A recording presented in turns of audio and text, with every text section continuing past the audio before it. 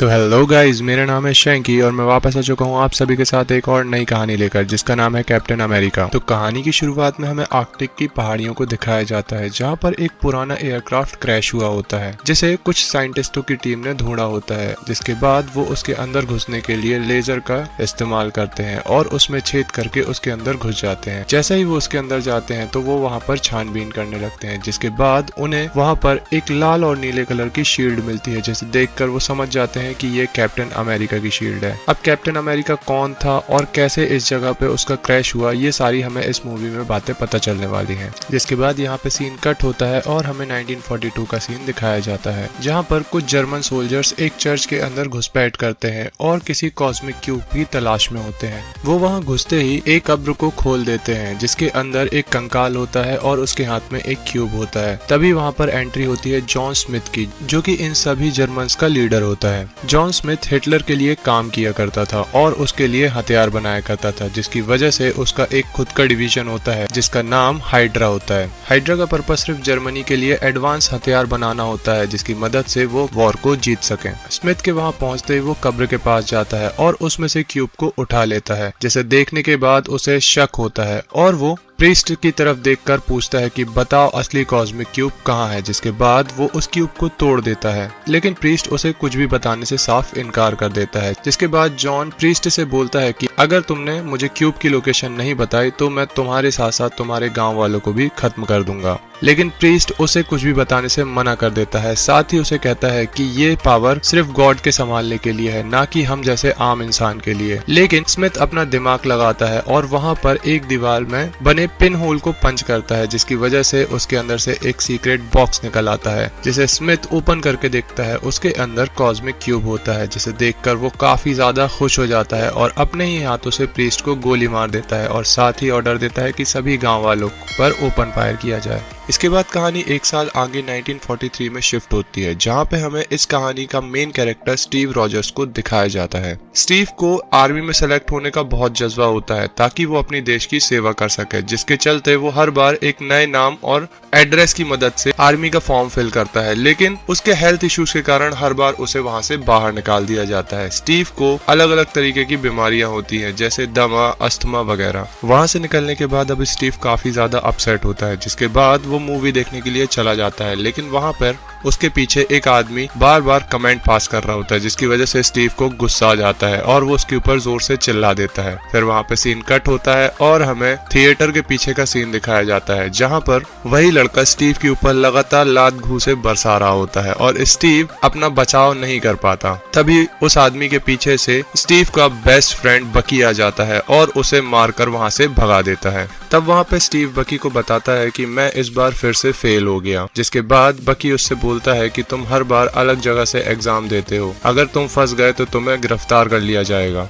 जिसके बाद बकी स्टीव का माइंड फ्रेश करने के लिए उसे स्टार्क एक्सपो में ले जाने की बात कहता है और अगले ही पल वो स्टार्क एक्सपो के लिए निकल जाते हैं। शाम को जब वो स्टार्क एक्सपो में पहुंचते हैं तो वहां पर काफी तरह के अलग अलग इंस्ट्रूमेंट दिखाए जाते हैं और वहां पर भविष्य की काफी ज्यादा चीजें होती हैं। तभी उनकी मुलाकात वहां पर हावर्ड स्टार्क से होती है। जिसके बाद स्टीव वहां से निकल जाता है और खुद को एक आईने में देखने लगता है जिसमें कुछ मिलिट्री के लोगों की तस्वीरें बनी होती हैं और वो सोचने लगता है कि वो दिन कब आएगा जिसमें मैं भी आर्मी में सिलेक्ट हो जाऊंगा। तभी वहां पर बकी आता है और उसे पीछे से पंच करता है और उससे बोलता है कि तुम आखिर क्यों आर्मी में सिलेक्ट होना चाहते हो, तुम अपनी बीमारियों के चलते कभी भी आर्मी में सिलेक्ट नहीं हो पाओगे। लेकिन तभी स्टीव अपने जुनून को बताने लगता है कि मैं देश के लिए सिलेक्ट होके देश की सेवा करना चाहता हूँ, ना कि किसी को मारना चाहता हूँ। तभी वहाँ पर पीछे से डॉक्टर अस्किन आ जाते हैं और उसकी सारी बातें सुन लेते हैं। तभी स्टीव को पता चलता है कि यहाँ पर भी आर्मी के फॉर्म भरे जा रहे हैं और वो दौड़कर वहाँ पर फॉर्म लेकर पहुँच जाता है। जिसके बाद उसे एक अलग कमरे में बिठा दिया जाता है। स्टीव को लगता है कि वो इस बार पकड़ा गया और वो वहाँ से निकलने की तैयारी करने लगता है। लेकिन तभी वहाँ पर एक ऑफिसर आ जाता है और उसे बैठने के लिए बोलता है। जिसके बाद वहाँ पर डॉक्टर अस्किन अंदर आते हैं और स्टीव से पूछताछ करने लगते हैं। डॉक्टर अस्किन स्टीव से पूछते हैं कि तुम किस शहर से हो, जिस पर स्टीव उनसे झूठ बोलता है। लेकिन डॉक्टर अस्किन उससे पूछते हैं कि तुम अगर सच बताओगे तो शायद मैं तुम्हारी कुछ हेल्प कर सकूं। जिसके बाद स्टीव उन्हें बताता है कि मैं ब्रुकलिन ब्रुकलिन से हूँ। फिर अर्स्किन उससे पूछते हैं कि तुम आर्मी में क्यों भर्ती होना चाहते हो। तब स्टीव उन्हें अपने दिल से जवाब देता है कि मैं किसी को मारना नहीं चाहता, मैं तो सिर्फ अपने देश की सेवा करना चाहता हूँ और इस वर्ल्ड को रहने के लिए एक अच्छी जगह बनाना चाहता हूँ। उसके बाद डॉक्टर अर्स्किन स्टीव के जवाब से खुश होकर उसे A1 दे देते हैं, मतलब कि वो इस बार आर्मी में सेलेक्ट हो चुका है। फिर सीन आर्मी कैंप की तरफ शिफ्ट होता है और हमें स्टीव और उसके साथ बाकी सोल्जर्स को दिखाया जाता है, जिनकी लीडर पैगी कार्टर होती है। उन्हें वहाँ के रूल्स एंड रेगुलेशंस बता रही होती है। तभी पैगी से एक सोल्जर बदतमीजी करता है, जिसके बाद वो उसके मुंह पे एक जोरदार पंच मारती है और उसे उसकी नानी याद दिला देती है। तभी वहाँ पर मेजर फिलिपिन और डॉक्टर अर्स्किन आ जाते हैं। मेजर अर्स्किन को बताते हैं कि मेरे पास एक ऐसा सोल्जर है जो कि स्टीव से ज्यादा फुर्तीला, ज्यादा ताकतवर और ज्यादा स्मार्ट है, लेकिन अर्स्किन उसके लिए साफ इनकार कर देते हैं क्योंकि वो एक साफ दिल वाला इंसान ढूंढ रहे होते हैं। जिसके बाद मेजर उनका टेस्ट लेने के लिए उनके बीच एक ग्रेनेड फेंक देते हैं। तभी सारे सोल्जर्स अपनी जान बचाने के लिए भाग जाते हैं, लेकिन स्टीव सबकी जान बचाने के लिए उस बॉम्ब के ऊपर कूद जाता है। तब हमें पता चलता है कि ये एक डमी बॉम्ब है और ये देखने के बाद मेजर भी डॉक्टर की बात को मान जाते हैं और उस एक्सपेरिमेंट के लिए स्टीव को चुन लिया जाता है। जिसके बाद हमें जॉन स्मिथ को दिखाया जाता है, जो कि अपने साइंटिस्ट के साथ मिलकर टेसरेक्ट की पावर को कन्वर्ट करने में लगा होता है, जिसकी मदद से वो अपने जंगी जहाज, टैंक्स और हथियार को पावर दे सके, जिसकी वजह से उनकी इलेक्ट्रिसिटी कभी भी खत्म ना हो और जहां भी वो जाएं वहां से जीत कर ही वापस आए। इसी के चलते आलम जोला ऐसी मशीन बना ही लेते हैं जो कि टेसरेक्ट से बहुत ज्यादा एनर्जी एब्जॉर्ब करके उस एनर्जी को एक छोटे से क्यूब में कंटेन कर सके, जिसकी मदद से बड़े बड़े टैंक और जंगी जहाज को चला सके। अगले दिन स्टीव पैगी कार्टर के साथ कार में अपने शहर ब्रुकलिन के लिए निकल जाता है, जहां पर डॉक्टर अर्स्किन अपने साथियों के साथ उसका वेट कर रहे होते हैं, जहां पर उसे एक सुपर सोल्जर बनाया जाना था।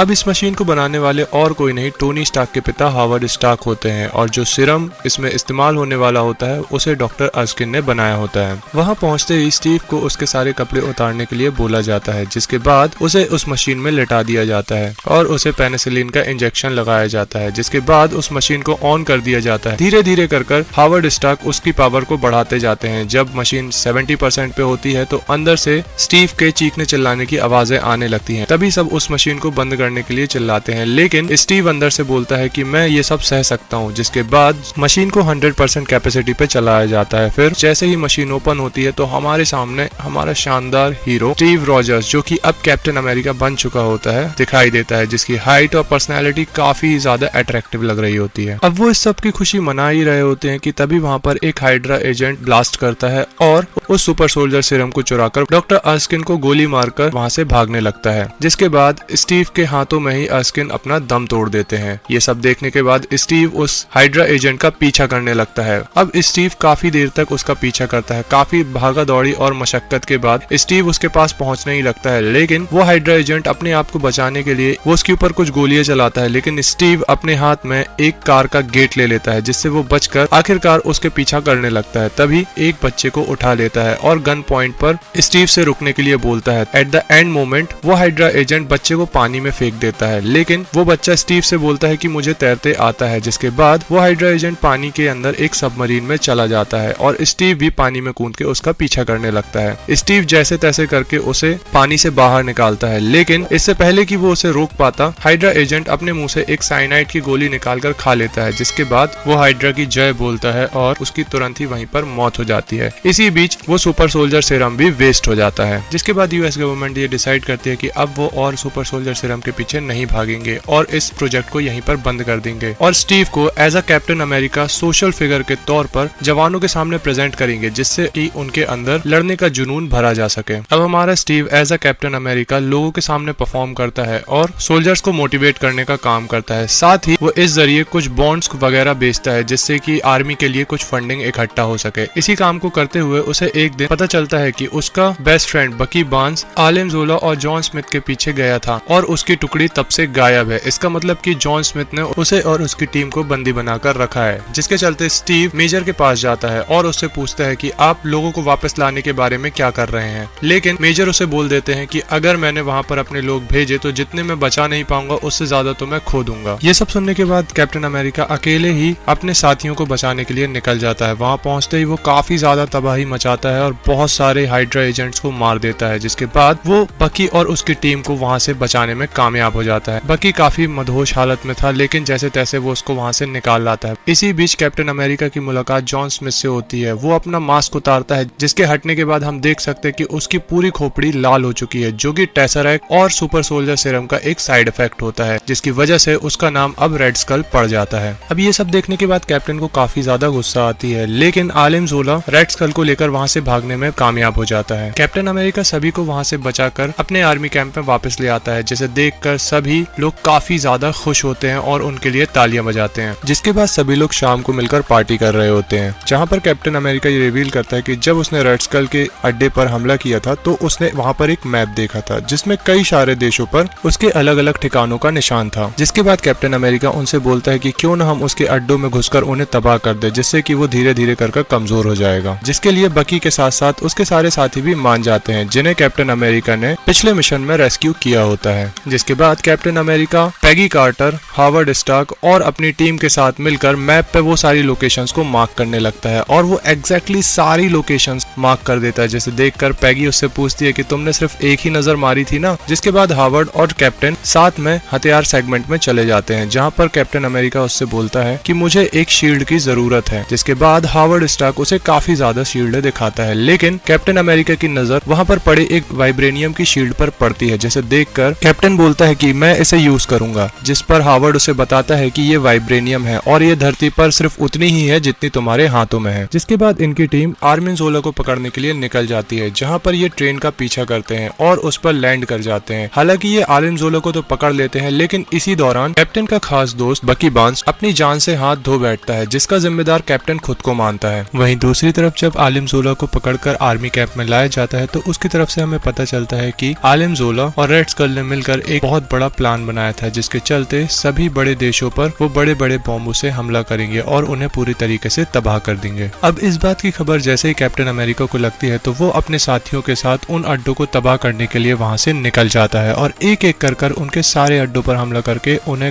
काफी बुरी तरीके से डिस्ट्रॉय कर देता है, जिसकी वजह से रेड स्कल को काफी ही ज्यादा गुस्सा आता है। इसी के चलते एक मोमेंट ऐसा आता है कि जब धीरे धीरे कर कैप्टन अमेरिका रेड स्कल के मेन अड्डे तक पहुंच जाता है और उसे भी काफी बुरी तरीके से नष्ट करने लगता है। तब स्कल के आदमी आकर कैप्टन अमेरिका को चारों तरफ से घेर लेते हैं और उसे स्कल के पास ले जाते हैं, जहां पर स्कल कैप्टन अमेरिका को टॉर्चर करने लगता है। लेकिन तभी कैप्टन अमेरिका के दोस्त वहां पर पहुंच जाते हैं और स्कल के ऊपर हमला कर देते हैं, जिससे स्कल काफी घबरा जाता है और वहां से भागने लगता है। भागते हुए स्कल अपने सामने अमेरिका की आर्मी को देखता है, जिससे बचने के लिए वो उन पर काफी हमला करता है और वहां से भागने के लिए एक प्लेन की तरफ जाने लगता है। जहां पहुंचते ही वो अपने साथ कुछ आदमियों को लेकर प्लेन पर चढ़ने लगता है, लेकिन तभी कैप्टन के दोस्त वहां पर आकर पीछे से उन सारे आदमियों को मार देते हैं। लेकिन स्कल प्लेन में चढ़ चुका होता है। तभी स्टीव भी उस प्लेन के पीछे जाने लगता है, लेकिन प्लेन की स्पीड काफी ज्यादा तेज होती है, जिसकी वजह से स्टीव उससे पीछे छूटने लगता है। तभी स्टीव के फ्रेंड्स आकर उसे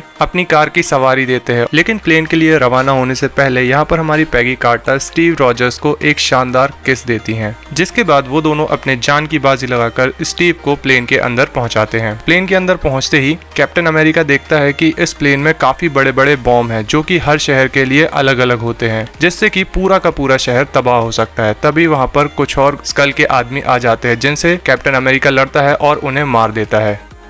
लेकिन इसी दौरान एक दुश्मन बॉम्ब को लेकर वहां से रवाना होने लगता है, लेकिन उसे रोकने के लिए कैप्टन बॉम्ब के ऊपर ही कूद जाता है। तभी एक दूसरा आदमी भी स्टीव को रोकने के लिए बॉम्ब के ऊपर कूदता है, लेकिन जैसे तैसे कर कैप्टन दुश्मन की सीट को इजेक्ट कर खुद उस बॉम्ब की सीट पर बैठ जाता है, जिसके बाद उस बॉम्ब को वो सीधा ले जाकर प्लेन में ही क्रैश कर देता है और बाहर निकलकर स्कल का सामना करने के लिए आगे जाता है। घुसते ही कैप्टन अमेरिका और रेड स्कल के बीच में काफी ज्यादा खतरनाक फाइट सीन दिखाया जाता है। अब क्योंकि ये दोनों ही सुपर सोल्जर्स होते हैं, इसलिए दोनों में से कोई भी हार मानने के लिए तैयार नहीं होता। इसी वजह से इसी फाइट के दौरान गलती से टेसरैक्ट अपनी पोजीशन से गिर जाता है, जिसे रेड स्कल उठा लेता है, जिसके बाद वो टेसरैक्ट की पावर के चलते वहां से गायब हो जाता है और हमें लगता है कि यहाँ पर वो खत्म हो गया है। अब क्योंकि प्लेन का पावर सोर्स जा चुका था, इसलिए प्लेन धीरे धीरे कर क्रैश होने लगता है, जिसके बाद कैप्टन अमेरिका ये डिसाइड करता है कि वो इस प्लेन को क्रैश कर देगा, ताकि ऐसा कोई भी हादसा ना हो। अब ये सारी बातें स्टीव अपने सुपीरियर को बताता है और साथ ही उन्हें यह भी बताता है कि मैं इस प्लेन को क्रैश करने वाला हूँ, जिसे सुनते ही बेकी और स्टीव एक दूसरे से आखिरी चैट करने लगते हैं, जहाँ पर उसे वो सारी कंडीशन बताता है, जिसके बाद स्टीव उस प्लेन को लेकर आर्कटिक की ठंडे इलाके में ले जाकर क्रैश कर देता है और यहाँ पर स्टीव रॉजर्स रॉजर्स हमेशा के लिए बर्फ में दफन हो जाते हैं। अब ये सीन काफी ज्यादा इमोशनल होता है। वहीं दूसरी तरफ वॉर खत्म होने के बाद हमें दिखाया जाता है कि हावर्ड स्टार्क को समुद्र के अंदर टेसरैक्ट आखिरकार मिल ही गया है। तभी हावर्ड अपनी टीम से कहता है कि अगर हमें टेसरैक्ट मिला है तो जरूर हमें कैप्टन अमेरिका भी मिल जाएगा। अब जब उन्हें कैप्टन अमेरिका मिल जाता है तो वो उसे अपनी शील्ड फैसिलिटी में ले आते हैं, जहां पर उन्होंने 1940 के सीन की तरह सब कुछ सेट किया होता है ताकि स्टीव को किसी भी चीज पर शक न हो। लेकिन स्टीव वहां उठते ही नर्स से काफी सवालात करने लगता है और उससे क्रिकेट मैच के बारे में पूछने लगता है जो कि रेडियो में चल रहा था, जिसके बाद स्टीव को शक होता है और वो वहां पर सोल्जर्स पर अटैक करके वहां से बाहर की तरफ भाग जाता है। बाहर आते ही वो न्यूयॉर्क सिटी को देखता है जो कि अब काफी ही ज्यादा बदल चुकी थी। तब वहां पर निक कोल्सन आते हैं और कैप्टन अमेरिका को रिलैक्स होने के लिए बोलते हैं और उसे सारी कहानी बताते हैं, जिसके साथ ही ये कहानी यहीं पर खत्म हो जाती है। तो अगर आपको मेरा एक्सप्लेनेशन जरा सा भी अच्छा लगा हो तो please like, share and subscribe जरूर कीजिए, इससे मुझे काफी ज्यादा मोटिवेशन मिलता है।